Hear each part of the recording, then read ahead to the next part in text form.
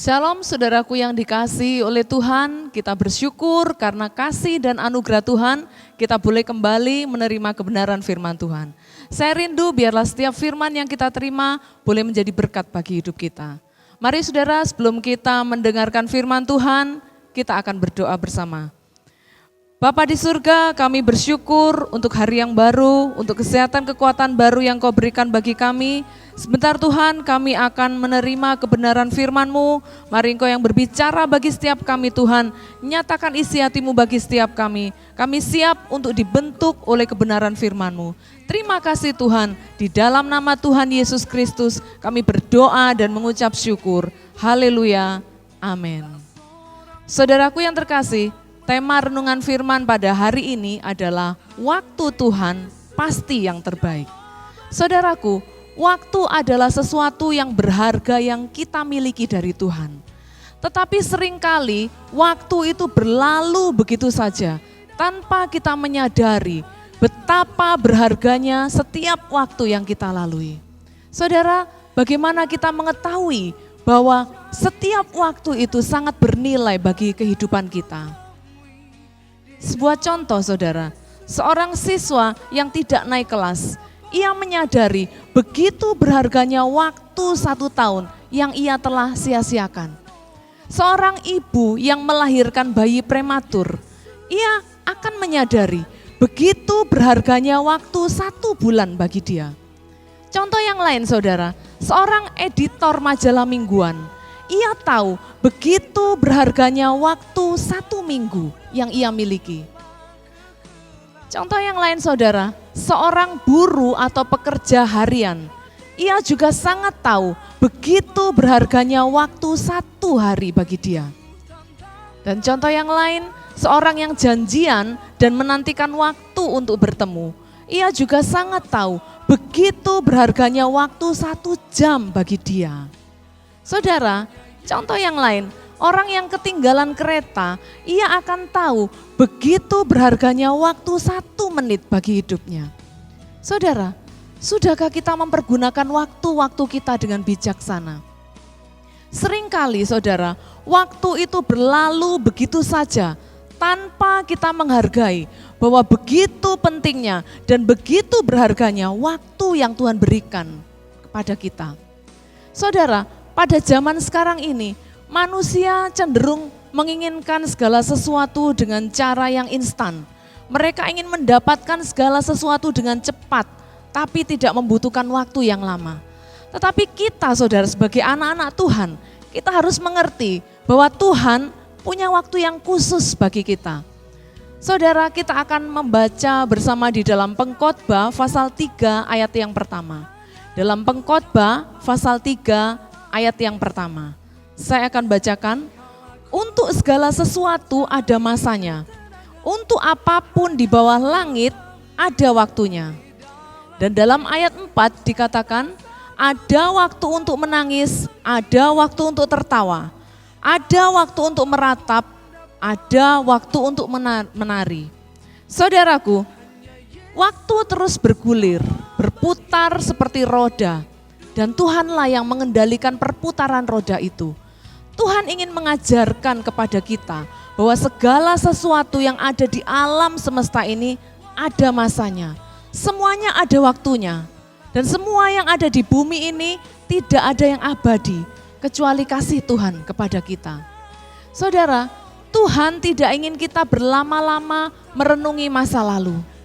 Tuhan ingin kita mengarahkan pandangan kita kepada masa depan yang Tuhan sudah sediakan bagi kita. Percayalah bahwa waktu Tuhan adalah waktu yang terbaik bagi kita. Dalam Pengkhotbah pasal 3 ayat 11, Pengkhotbah pasal 3 ayat 11 dikatakan, ia akan membuat segala sesuatu indah pada waktunya. Saudaraku yang terkasih, memang waktu Tuhan bukan waktu kita. Waktu Tuhan tidak sama dengan waktu kita.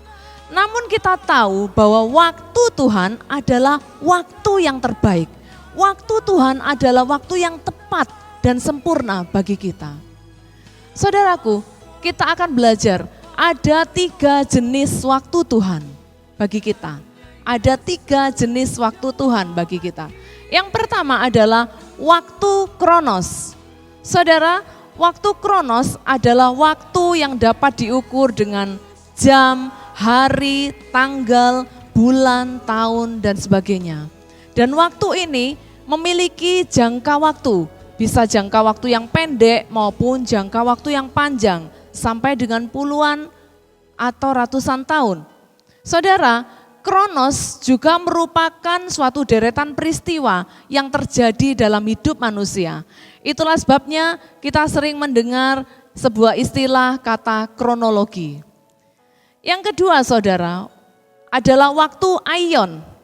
Waktu aion adalah waktu yang tanpa batas atau waktu kekekalan. Dalam Efesus pasal 1 ayat 21 menyebutkan tentang dunia yang akan datang. Waktu aion berarti abad atau periode yang lama, yang tidak terbatas, yang selama-lamanya atau kekal. Saudara, ketika kita masih berada di dunia, kita berada dalam waktu kronos, kita berada dalam waktu yang terbatas. Tetapi ketika kita berada di surga bersama-sama dengan Tuhan, kita akan berada dalam waktu aion, waktu kekekalan, waktu yang tanpa batas. Saudara, yang ketiga adalah waktu kairos. Waktu kairos adalah waktu yang diberikan Tuhan yang di dalamnya terdapat kesempatan. Saudara, kairos juga dapat menunjuk pada waktu Tuhan untuk bertindak, yaitu waktu Tuhan untuk menjawab doa kita.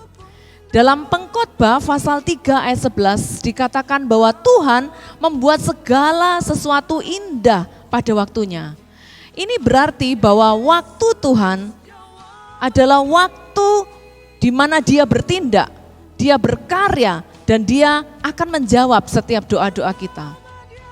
Saudara, dalam Galatia pasal 6 ayat 10 dikatakan, Galatia pasal 6 ayat 10 dikatakan, karena itu selama masih ada kesempatan bagi kita, marilah kita berbuat baik kepada semua orang, tetapi terutama kepada kawan-kawan kita seiman. Saudara, artinya kesempatan jika tidak digunakan ya, ketika waktu kairos ini tidak digunakan, maka waktu kairos itu juga akan hilang.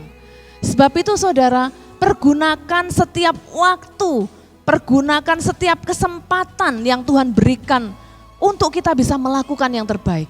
Jadilah berkat bagi banyak orang lewat perkataan dan perbuatan kita yang memuliakan Tuhan. Saudara, kita semua diberi waktu.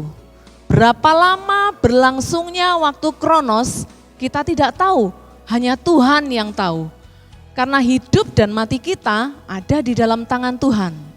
Yang penting bagaimana kita bisa menggunakan waktu kairos kita dengan bijaksana. Gunakan setiap waktu kairos kita, gunakan setiap kesempatan yang Tuhan berikan, sehingga hidup kita bisa menjadi berkat bagi orang-orang di sekitar kita dan memuliakan nama Tuhan.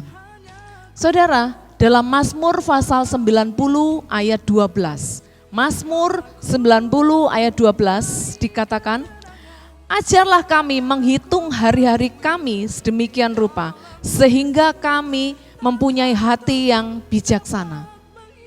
Saudara, kata bijaksana berarti mau belajar dari masa lalu. Bijaksana juga berarti tidak ingin melewatkan waktu sedetik pun dengan hal-hal yang tidak bermanfaat. Saudara, setiap detik adalah momen yang penting dan berharga bagi kita untuk kita boleh semakin berakar, bertumbuh, dan berbuah di dalam Dia. Saudara, waktu Tuhan untuk menolong kita adalah waktu yang tepat.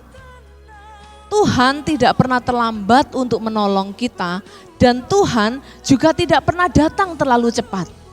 Tapi pertolongan Tuhan, waktu Tuhan adalah waktu yang indah. Pertolongan Tuhan adalah pertolongan yang tepat pada waktunya. Saudara, kita akan melihat sebuah contoh dalam Yohanes pasal 11 ayat 1 sampai 6.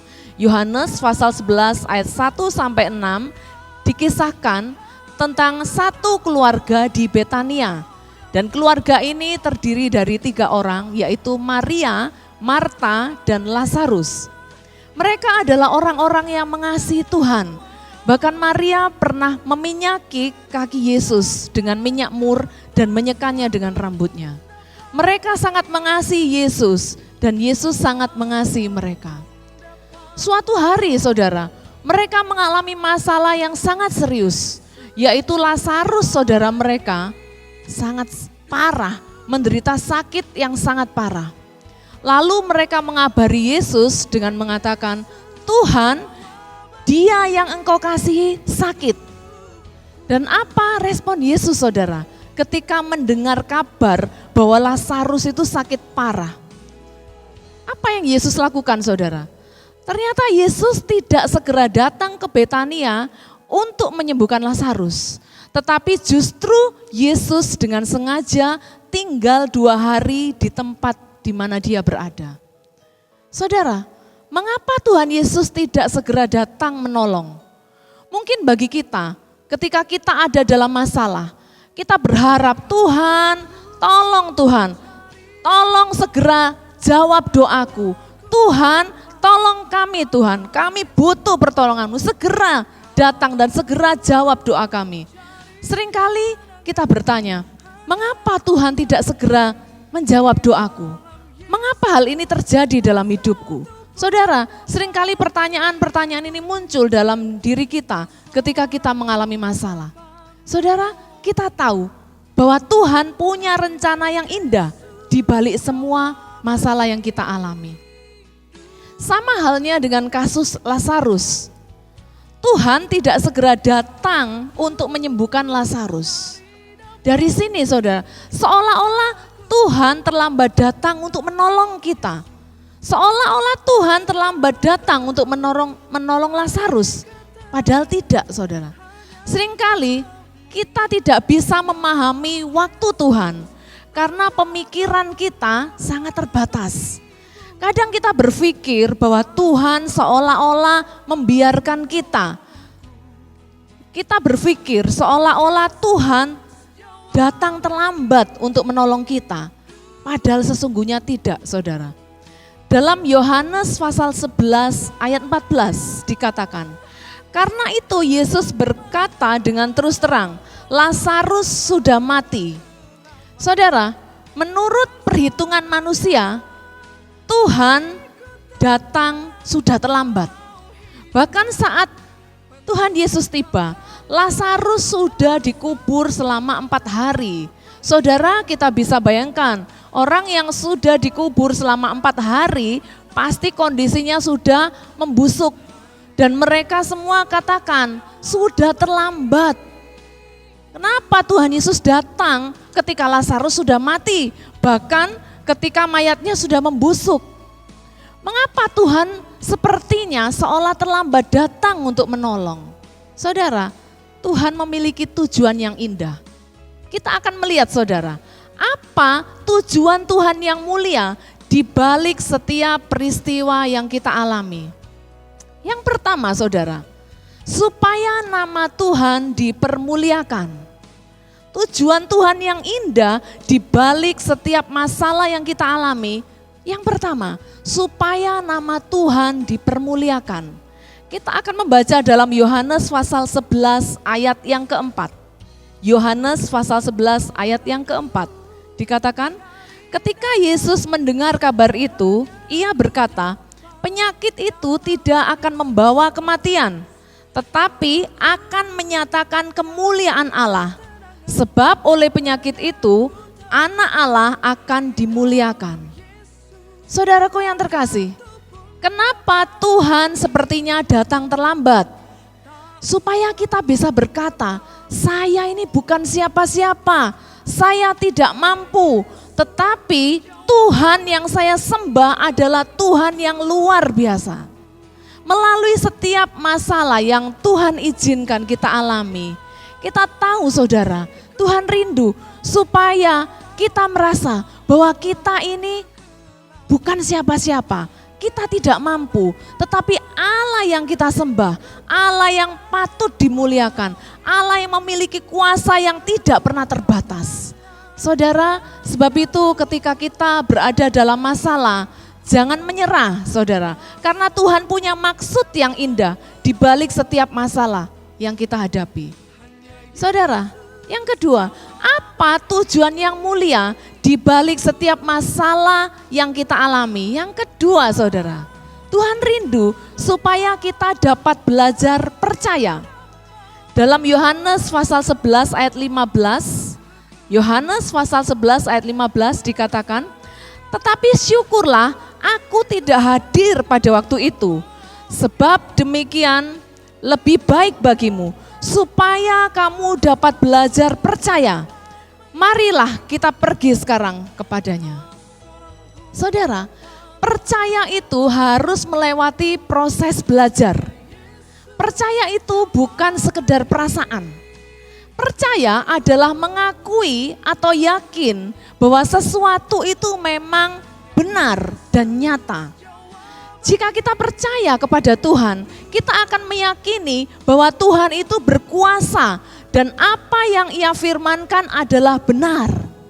Yang jadi persoalan saudara, percaya yang seperti apa? Saudara, ada dua jenis percaya menurut firman Tuhan.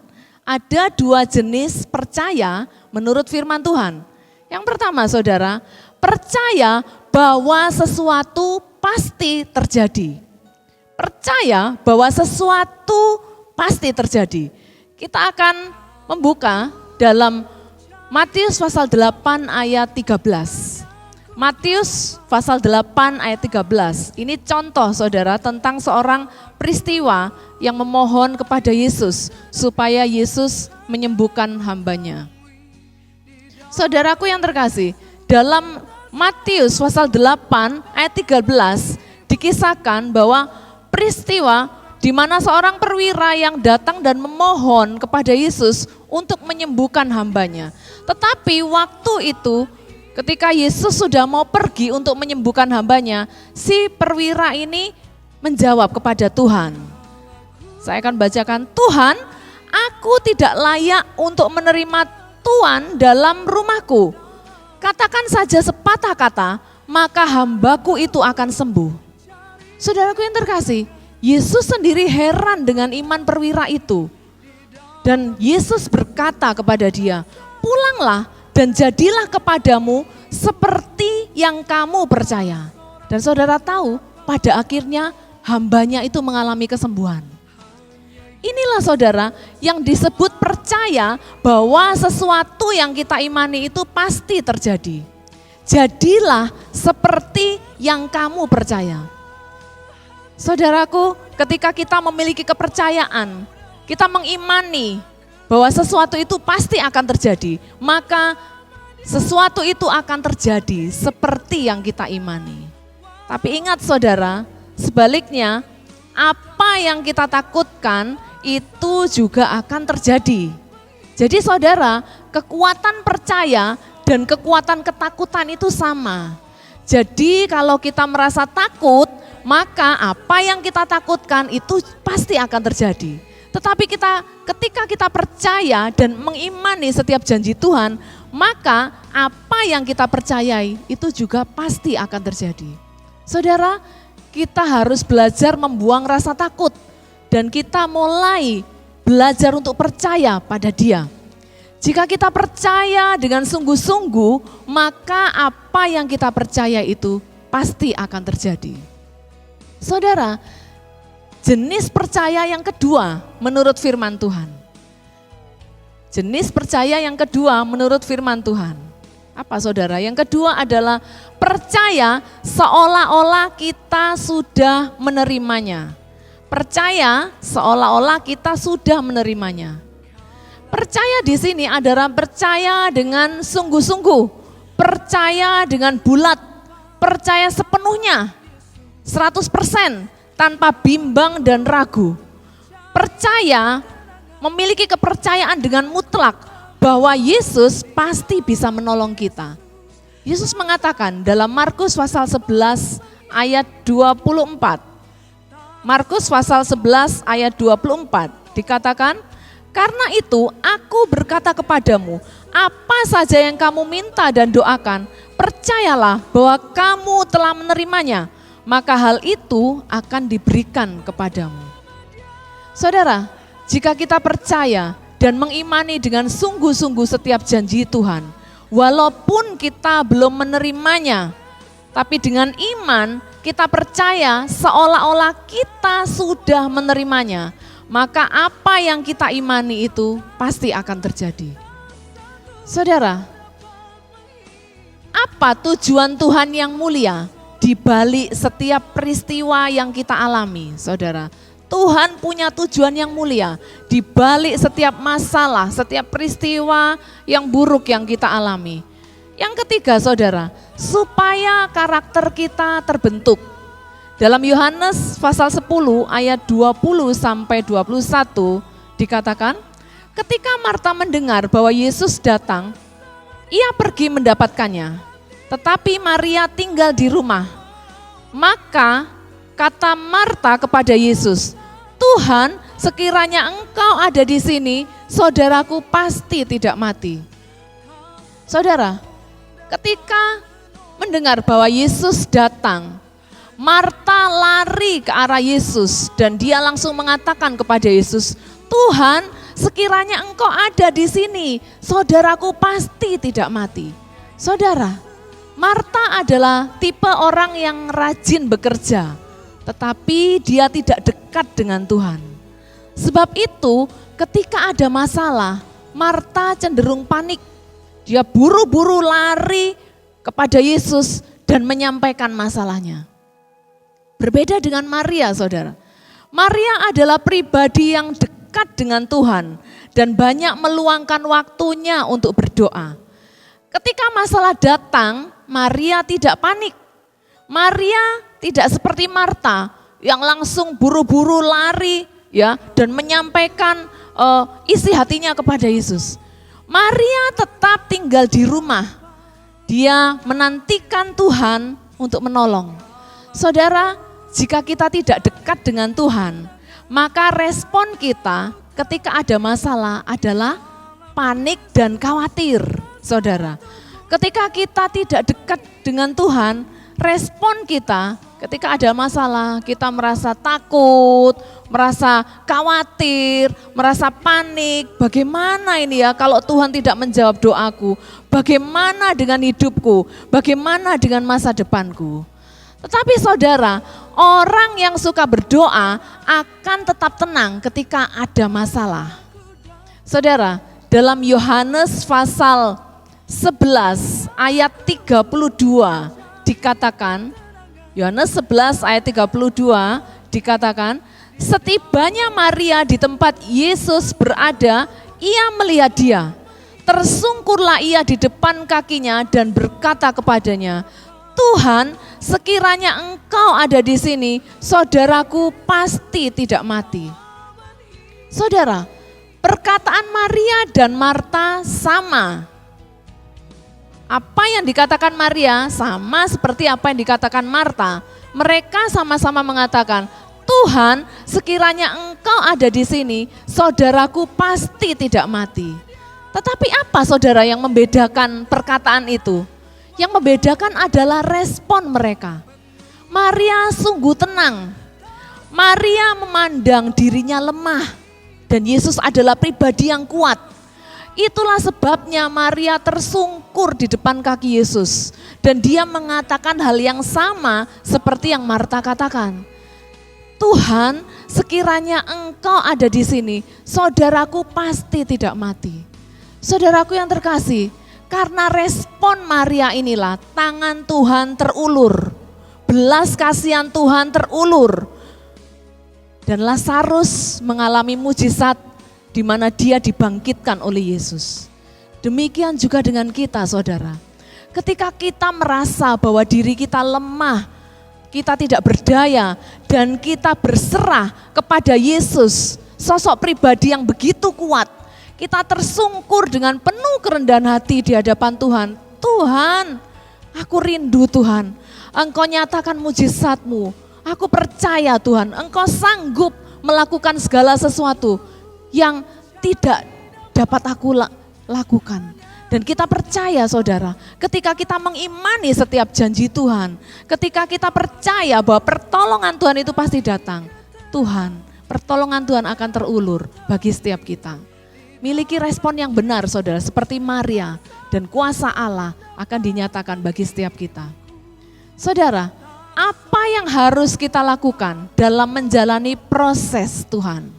Apa yang harus kita lakukan dalam menjalani proses Tuhan, dalam menantikan waktu Tuhan bagi hidup kita? Yang pertama saudara, lakukan apa yang menjadi bagian kita. Lakukan apa yang menjadi bagian kita.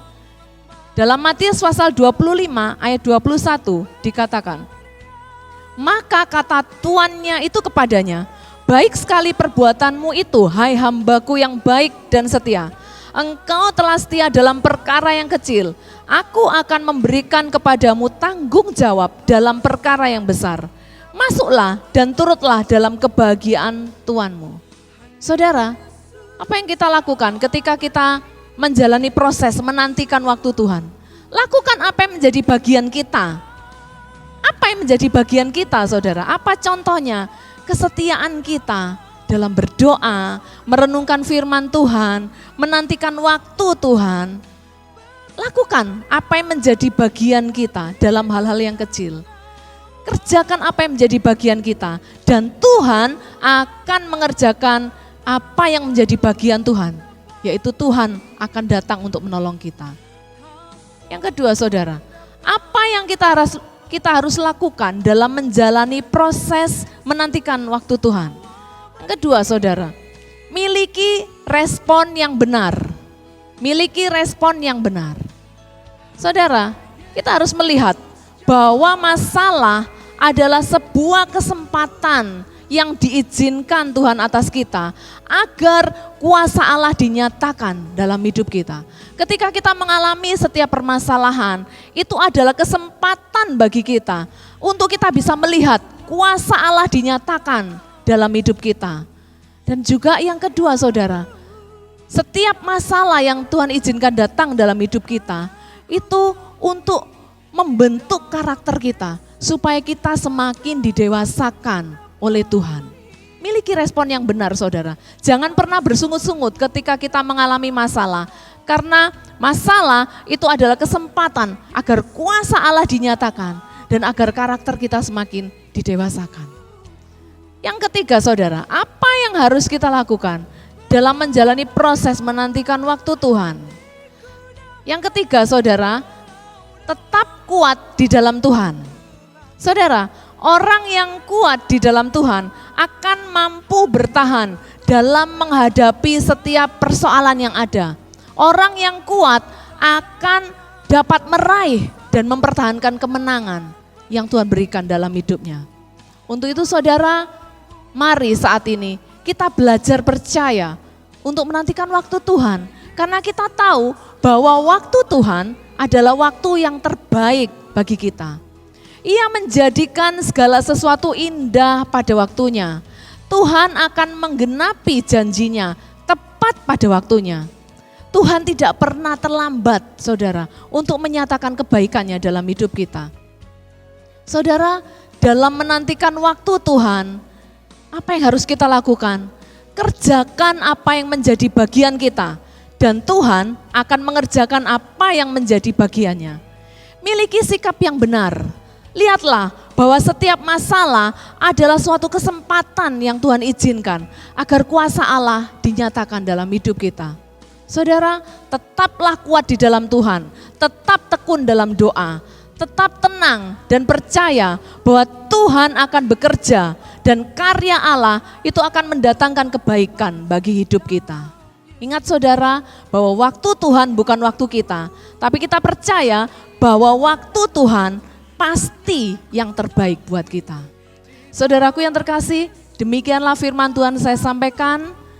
Biarlah firman ini bisa menjadi kekuatan bagi setiap kita, supaya kita boleh belajar memahami setiap waktu Tuhan, bahwa waktu Tuhan adalah waktu yang terbaik bagi hidup kita.